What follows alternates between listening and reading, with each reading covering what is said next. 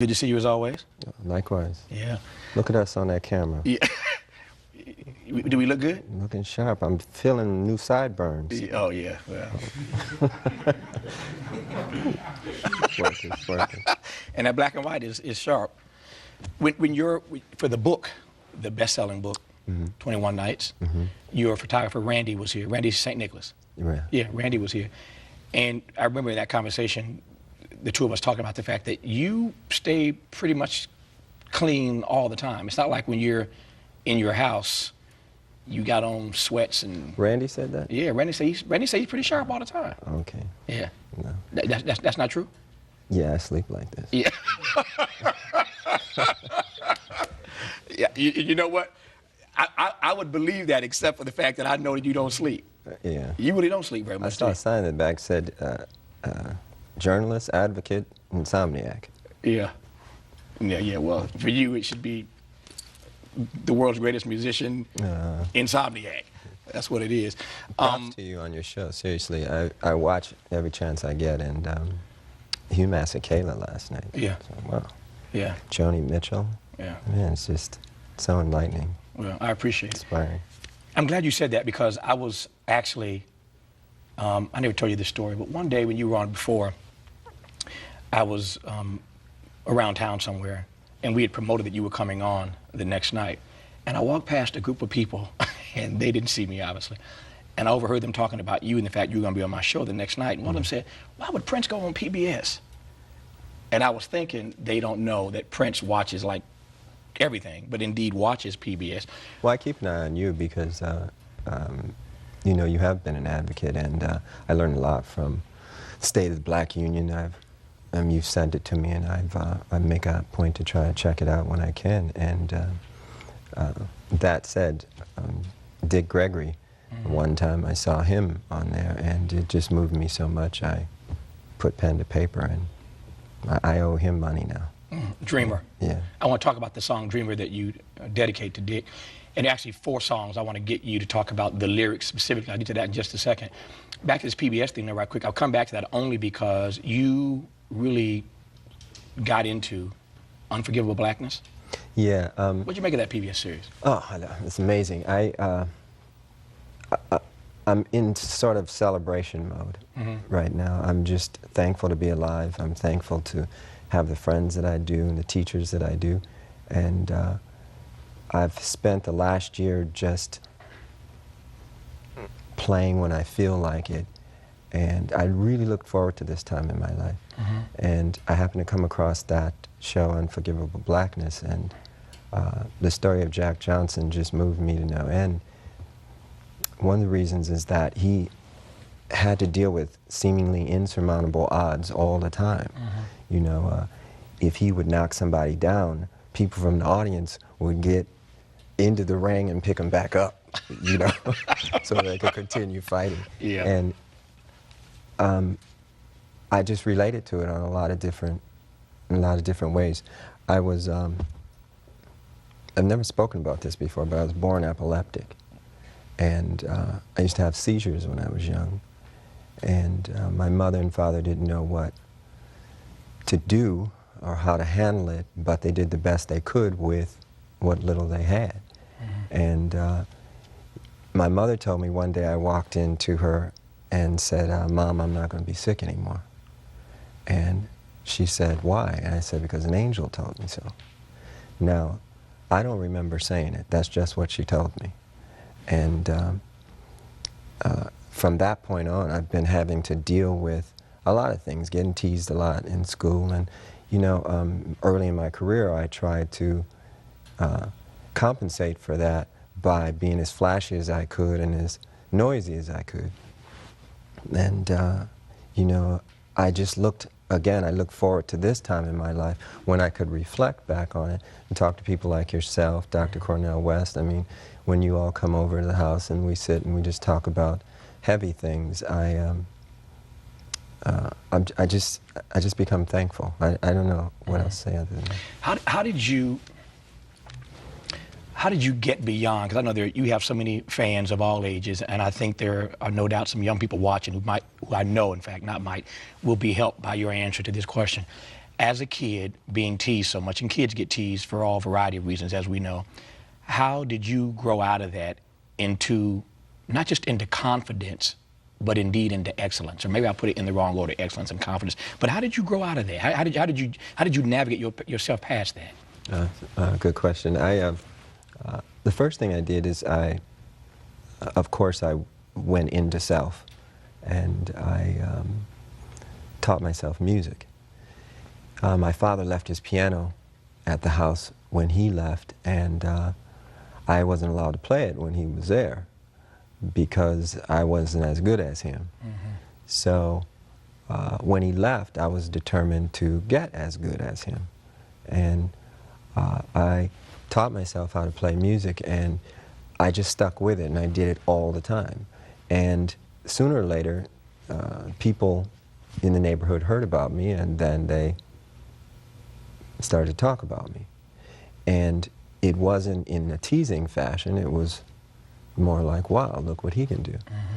And there's something about having people around you giving you support that is, it's motivating. And once I got that support from people, then I believed I could do anything. Mm-hmm. And I had a lot of really good teachers.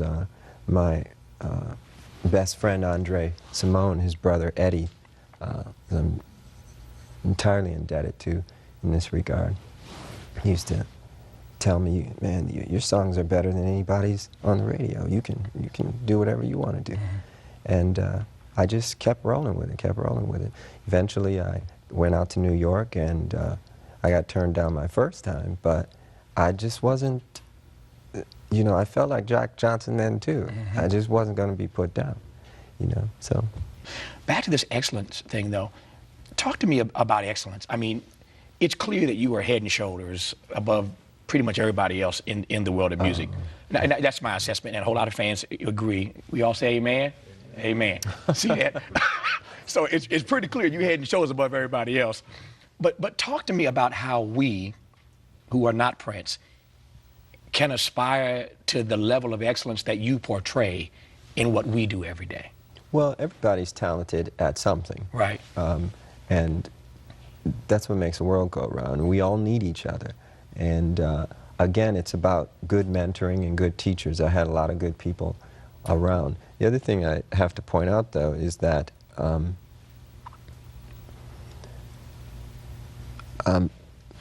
can I put this? My father he was so hard on me. I was never good enough. And there was something about that. It was almost like the Army when it came to music. Mm-hmm. It's like, that's not even close to, he'd say, it's not even close to what I'm doing. And he'd play again. And I could hear it. John Blackwell, my drummer, he's the same way. His father taught him the same way. We learn like that. We learn from being shown. It doesn't come from books and just reading it. We need to be shown, So it's just having really good teachers and a bar that's so high, Tiger Woods. I mean, we can go on and on and on. Mm-hmm. You talked a couple times about your father, which you don't do in public, and I appreciate your opening up in that way. Help me understand how, I'm trying to juxtapose, knowing you as I do, everything about you is love. You create love in the space that you occupy. When folk come into your world, they feel the love. Love is in your lyrical content. Your whole life is about a love of humanity. I'm trying to juxtapose how you got to this place of being love when you have this relationship with your father that obviously didn't always exhibit love. You could be a very mean person now. Why not? Well, I have a mean side. Yeah. Let me back up there. Yeah. I can go there. Yeah. I'm a fighter. I'm very competitive. I think from him being so hard on me, that the one thing I got out of it is I understood that in his harshness, he wanted me to excel. Mm-hmm. He used to say things like, don't ever get a girl pregnant. Don't ever get married. Don't this, don't that. when he'd say these things, I didn't know what to take from it. So I would create my own universe. And my sister's like that. A lot of my friends are like that, the ones that I still have, you know, early musicians and things like that. Creating your own universe is the key to it, I believe, you know, and letting all the people that that you need occupy that universe. To your friends that you referenced a moment ago, how have you chosen, how have you decided to maintain the friendships that you have maintained over the years? And what's your barometer for knowing whether or not those friendships are beneficial? Does that make sense? Yeah. Yeah. You can tell whether they're beneficial if someone's respectful of you. You know, respectful of you when they're not around you. I find that most people are pretty respectful in front of my face. When they're not around me, sometimes you hear them say some pretty hurtful things. And I don't know if they think it won't get back to me, or if I don't care, or if I think I'm above it, or whatever. But I remember them as I remember them.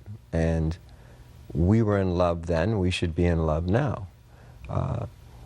It's a hurtful place, the world in and of itself. We don't need to add to it. And we're in a place now where we all need one another. And it's going to get rougher. So I kind of hope that, I hope people, when they hear that, they don't think that I'm going to lash back out at them, because I'm not like that. I've never done that. I've heard a lot of things from a lot of different people, a lot of pretty famous people, a lot of journalists. A lot of my work is judged based upon my personality or my past work as opposed to where we are now. And I don't know, it is hurtful sometimes. How difficult is it to live in a world, into your earlier point, which I take is a brilliant point, the world is already mean enough, we don't have to add to it. But how do you contextualize emotionally having much of your work judged by your personality rather than on the merits of the work? Well, one reason is because I like criticism. I like constructive criticism from smart people. I'm thankful enough to, or blessed enough to be able to say that Miles Davis was a friend when he was alive. And he was a wonderful mentor and really, really funny, you know. And he could critique something you've done by humor, you know, and out of love, rather than just, you know, just call you a punk and just say, you know, just dismiss you. He wasn't like that, you know, because people he cared about, you know, he tried to help. When people criticize my work and attack my personality, it's doesn't help me. I can't do anything with it. And I don't know what they, you know, I don't know what they want. I've asked writers this before, and a lot of times they tell me that they just write for each other. They're not really writing for, you know. Well, I really got him that time, didn't I? Yeah, you know, yeah, like, yeah. Okay, well, yeah. I don't know. Nobody learns anything from it. Really. Who's qualified? I mentioned, I want to connect these two things. I said earlier that you were head and shoulders above everybody else in the music world, and most musicians, I think, even acknowledge that. Who's qualified, and maybe qualified is the wrong word, but it's the word I'm going to go with. That's my story, and I'm sticking to it. Who's qualified to critique your stuff these days? You mentioned Miles Davis. Miles, who's qualified to critique you? Oh, anybody. Music critics? Fans? Other artists? Yeah, I don't mind critiquing anybody. If they do it with a sense of love, if they're trying to, you know, show me something about the work that, you know, they really feel is important for me to know. And I don't see a lot of that in journalism today. Most journalists are just lazy. Yeah. You know? It's like, but if you said you like being critiqued and you love constructive criticism from smart people, how do people critique you if you are so ahead of your time, as you have proven to be consistently? If you're so ahead of your time, how can they critique what they ain't even caught up to? Because they, listen, if they don't feel what I'm doing, they're going to let me know. If it's somebody I love, they're going to tell me they don't feel it, and they'll tell me the reasons why. And I can appreciate that. You know, I write all the time, I record all the time. I want to go back to Jack Johnson because he's still in the back of my head. I can't get him out of my head where this conversation is concerned. Who have you felt most often like in the ring fighting the record industry? Like Jack or the opponent? Oh, like Jack. Like Jack? Yeah. Tell me why. Well, because I knew I was right. You know, we talked about this in our very first interview and conversation together. It's obvious now that artists are supposed to own their master recordings. I mean, in the future, it'll be unconscionable to even think you can take somebody's creation and claim ownership of it. See, unfortunately, this discussion is going to start to barrel into a discussion about the human genome and the DNA and all the rest of it. When it gets there, then we're going to be in the deep water. See, so it's better to start the conversation now before we get into God talk, you know? There are 4 songs that I want to ask you about, and I did what I have never done before, which is to actually print these lyrics out. Some of them, since the record is so new, I'm learning some of them. I got some of them memorized. Who gave you the lyrics, though? I've seen some really strange rewrites of my stuff. Well, I've seen one time they said the lyrics to When Doves Cry was, dig, if you will, the picture of me, Marvin Gaye, and the kids. Yeah.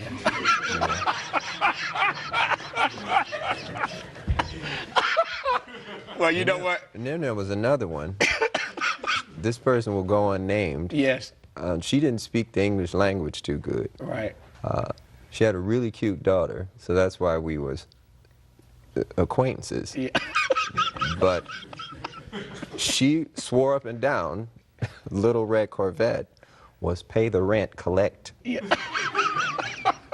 Well, you know what? So you need to let me check that. Yeah. person. You know, I'm a fast learner, so I'm not going to read none of these on the air. I'm just going to ask you about the songs and about the lyrical content. And for those who don't have the record, you can go to lotusflower.com and get it. And follow along at home. Even if you're 2 or 3 days late, you can play this back and follow along. In no particular order, since we mentioned Dreamer first, tell me about Dreamer.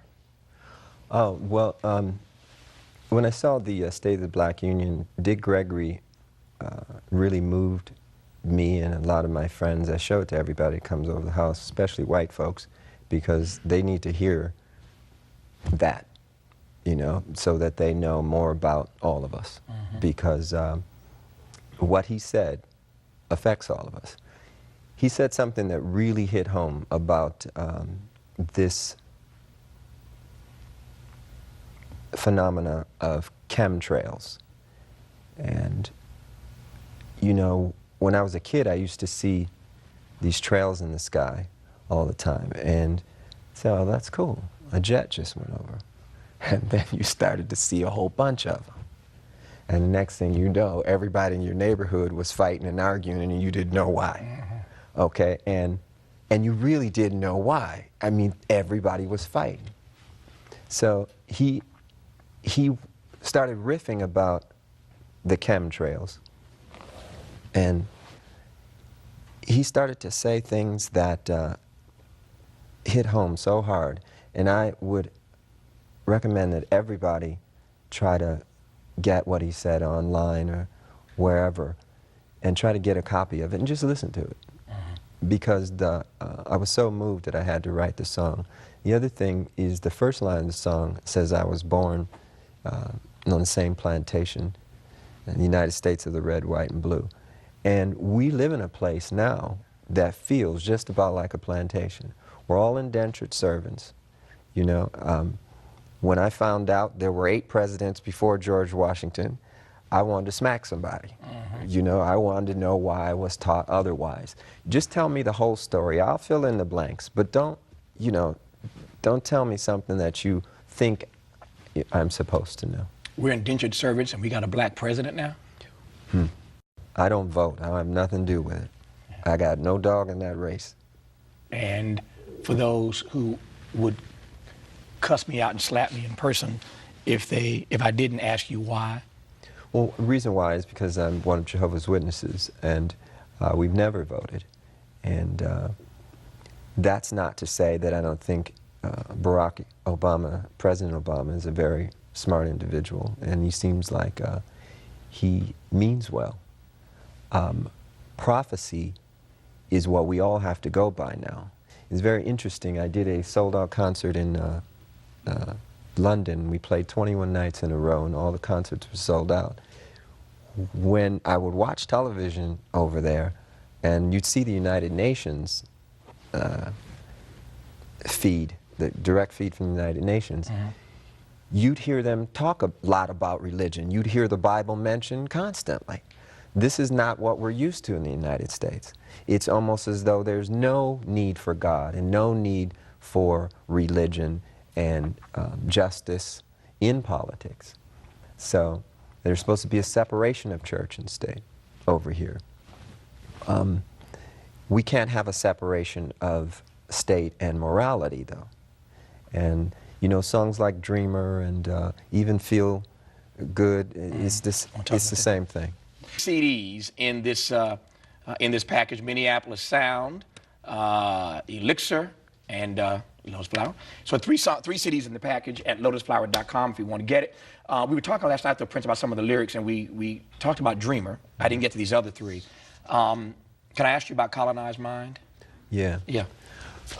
Colonized Mind has to do with the state of the union right now, state of the union for all of us, not just black, not just white, but all of us. Yesterday we spoke a little bit about how I was raised, and my father, he was a very strong individual who demanded a very high standard from me in everything. You said something that's very interesting, is that I could have turned out a mean person. I do have that side of me, but what I try to do is to the best of my ability, funnel it back into the music. Larry Graham is a dear friend of mine. I just want to say what's up to him and Tina and Aaron and Latia. I'll be home shortly. I'm having a lot of fun out here, though, so I just want to say something. Larry has got a volatile side to him, too. He told me a story once. I hope Larry, I got to tell this. I just got to tell it. One time, Larry and Freddie from Sly and the Family Stone are on their way to a gig to open for Jimi Hendrix. Now, right then, I'm shaking, can't wait to hear what's about to go down. On the way to the gig, they pick up some of their amplifiers, and their car is loaded with these amplifiers, right? It's hard to see, but they're driving and they're late trying to get to the gig. They either hit this guy or a guy runs into them, but there's an accident, right? In the middle of the street in New York. Larry jumps out the car, whoops this dude's backside. Yeah. Just Freddie's with him. You know, they both from Oakland, so you know what time it is, right? I don't even want to see what the other dude looked like. Yeah. Okay. So it's like he got that side to him, right? And I was just taken by that part of the story. But then I asked him, I said, so when you got to the gig, like, what happened? Who won the battle between you and Hendrix? And Larry said, oh, we spanked him. Yeah. I said, wait, you spanked Jimi Hendrix? Yeah. He said, yeah, we spanked him. I said, it's Larry Graham, man. Yeah. You know? So it's like, same thing with him. If you listen to his music, you can hear the bass and the funk, the anger is in songs like People and Water and It Ain't No Fun to Me and stuff like that. You know, so that's what I learned from. You know, that's my teacher. It's Colonized Mind. Two more I want to ask you about. We referenced this last night on the show. Feel better, feel good, feel wonderful. I love the title. I love the song, but I love the title. Yeah. Yeah. It's about telling folks to celebrate and stop hating. There are references in the song, though, to a record executive who we've had some pretty interesting conversations. And there's a line that says, "You tried to do me like my good brother Steve." All right. What we believe happens in the music industry is this, is that you can put out a record and SoundScan refuses to count as many as they actually sell. But you get paid on what SoundScan says that you sold. So if it's a low number, then you only get paid on that number. Meanwhile, when you go overseas and you check some of the barcodes and titles over there, they've already ripped you off several different times in several different ways. Also, with the influx of the internet, you know, no sales, then you've really gotten your bank account emptied out. So we never really knew what Purple Rain sold. I don't know to this date. I only know what they tell me. You know, we're conducting an audit, but, you know, who knows? A whole bunch. Yeah. Well, we suspect. Yeah. Old school company on Minneapolis Sound. Yeah. Yeah. That's just an ode to how I grew up and what we used to listen to. And there's a few current references in regards to bailouts given to, you know, banks and things like that. Whereas there's a lot of us, you know, in the hood still going through the same stuff. Now, it's interesting. I don't live there anymore, but I have to take care of a lot of people that live back there. And it'd just be best to, I hear a lot of talk about redistribution of the wealth and stuff like that. It'd just be best to let us try running things on our own for a minute. You know, give us our master tapes back. Let us sell just like you sell. You know, if you go to the internet, you'll see artists with 51 million hits. You know, they say there's like 200 million people on MySpace. That's a nation, okay? I would shudder to look at their bank records, you know, with the music that goes through there. Depending on one's perspective, you are either a genius for doing stuff like this, doing it yourself, distributing it yourself, et cetera, et cetera. You're either a genius or you are a hater of the industry, a hater of the way things have been done, ought to be done. Tell me the strategy behind your doing what you do these days. Well, first of all, there's no hate involved. I mean, I welcome the industry to stay and remain the way it is. I mean, it's actually good because, you know, when I'm sitting talking with somebody like Anita Baker, we can point to the industry as the way we don't want to do it anymore. We don't believe in free goods, and we don't believe in you know, the 90% of the contract the way it's written now, the standard contract. We don't believe in 360 deals. Anybody that signs one of those are absolutely crazy. But it's a free country. You can do whatever you want. The thinking behind this was to introduce a new artist to the world, somebody who is very dear to me, and her music, it's soothing. It soothes me. I'm not a big fan of male vocalists, you know. Usually when I do ballads, I use my higher register because I love the female voice doing slow music. I spoke too soon and mistakenly compared Bria's music to Sade's music. I didn't mean that she sounded like Sade, but I did mean that there's a romance that is presence in Sade's music that, like the song Love is Stronger Than Pride. It's one of the most beautiful tunes ever. And there's a romance that was missing in today's music. And the best thing I could tell Bria was, try to do something that is not happening today.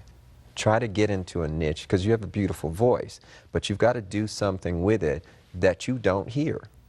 And that's what she's done. And it's one of those sleeper records that, you know, if people play and listen to all the way through, she got you. Why am I not hearing a lot of this on radio? I think it's because I'm not signed with a major label. Target is not a record company. They're a distributor and a retail store, and a very good one at that. 30 million people go through their stores every week. So they get a chance to pick up the Lotus Flower record. The beautiful thing about the relationship is that they're treating us like any other record company. They buy the same amount and they pay the same price. So, you know, we've done quite well already. Bria's taken care of, I'm taken care of. I hope to do more deals like this with artists like Anita Baker and John Blackwell, Rhonda, and Renato. We're trying to work on some jazz things right now. But time will tell. It was pretty amazing to me, though, that without radio, it's just me talking, without radio airplay, with a singular distributor, you end up missing #1 when this thing dropped by it's like Maxwell Smart. Missed it by that much. Yeah. That was serious. Well, there again, you know, that's when the fighter in me comes out. And, right. You know, I think about Jack Johnson knocking somebody down 3 and 4 times, and then they still say he lost the fight or something. You know, it's SoundScan said that it was #2. Other charts say there was #1. So it doesn't make a difference to me one way or another. What makes a difference to me is that history is told truthfully, and that's not always the case. I love golf and basketball and sport and boxing especially because it's mano a mano, and we hold our own at the box office. It would be wonderful if it was on the radio. It's shocking that it's not. There's stuff on there, all of Minneapolis Sound you could put on the radio tomorrow, but there's some resistance to it. You'll have to ask your friends at radio. The few I've asked haven't given me a straight answer yet, so I don't know. If you had a station or a string of stations that you were the program director of, owner and program director, what would it sound like?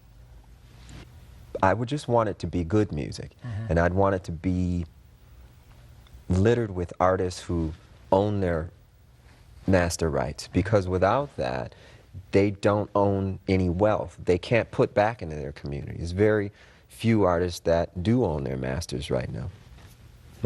When that changes in the future, you'll see more radio stations being purchased. You'll see airwaves changing ownership rapidly. Because you obviously are, you told a Jimi Hendrix story earlier, and because obviously you are one of the greatest guitarists of our time. Man, I like this show. No, what do you mean? You know what? We just tell the truth around here. We just tell the truth. I'm just trying to be a truth teller. What do you make of this? Thank you. What do you make of this Guitar Hero? Oh. Yeah. Well, I'm mad at them. I hear it made like $2 billion, and they came to us and offered us a very small portion of that. But I just think it's more important that kids learn how to actually play the guitar. It's a tough instrument. It's not easy. It took me a long time, and it was frustrating at first. And you just have to stick with it. And it's cool for people who don't have time to learn the chords or ain't interested in it, but to play music is one of the greatest things. To create something from nothing is one of the greatest feelings, and I don't know, I wish it upon everybody. It's heaven. Yeah. She's one of the 3 records, Elixir by Bria Valente, in this new 3 CD package at lotusflower.com. Tell me how you found her. I'm going to talk to her in just a second, so you're going to give me the lead in here. She says that she met me first, and that's what she told me. I say that I met her first. I will say this, that Morris Hayes is very instrumental. He's my keyboard player. He's very instrumental in us actually coming together. And once we got together, we clicked. It was pretty easy. And the most interesting thing about her is how rapidly she picked up understanding of Scripture. because I pretty much talk about that with everybody I know, because it informs my life so much now. The other thing is that she's really funny, and she likes to laugh. And you know, Travis, I love to laugh. So, no, I'm kidding. That's it. So, Yeah, he's funny. Yeah. I'm kidding. I told her I was going to say that to you one time. That was for her. You got it out. And on that note, you can get out of here. His name is Prince. His new project is called Lotus Flower. It has not one, not two, but 3 CDs in it. Bria Valente, Elixir. Prince, of course, Lotus Flower, and Prince, Minneapolis Sound. It's all good stuff. Prince, I love you, and there ain't nothing you can do about it. Glad to have you here. Appreciate it. Up next, singer Bria Valente. Stay with us.